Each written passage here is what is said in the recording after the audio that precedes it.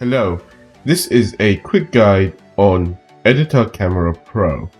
So this is a normal editor camera and the top one is a game camera.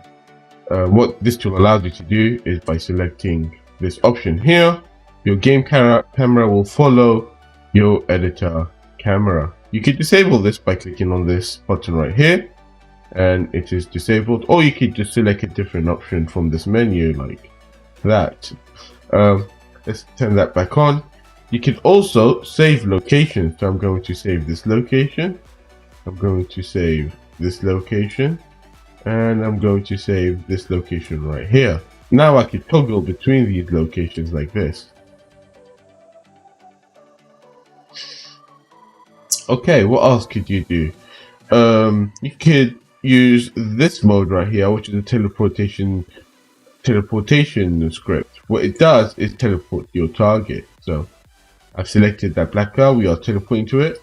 Select the red car, we teleport to it. Blue, orange, but it doesn't just teleport, it teleports in front of it or behind it. So if I click on this other button, it will teleport behind it.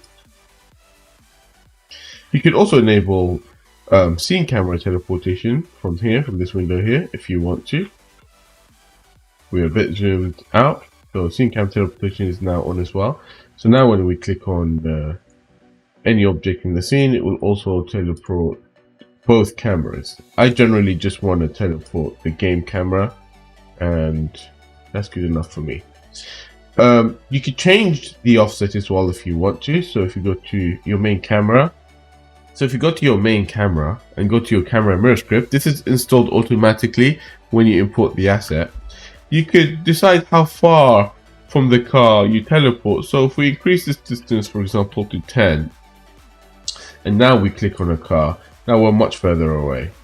If we take it back to, I don't know, let's say 4, we should be even closer than before. And then you have another offset for the Y, so we could make this 1 instead of 1.5, and now we should be looking at it right directly from the front.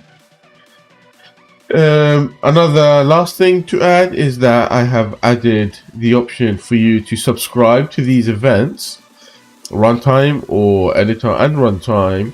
You can put in your function with the arguments vector3 and quaternion. Vector3 will return the position, and quaternion will return the rotation of where your camera currently resides when you click the save button. So when you click the save button, this function, this event will trigger, and that way you can store all these coordinates in your own script, and maybe you could use it in runtime if you wish to do that. For example, you could lerp between 2 different camera positions or whatever you want to do.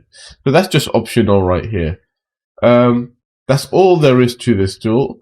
Thank you for watching, and thank you for the support. Take care and bye bye.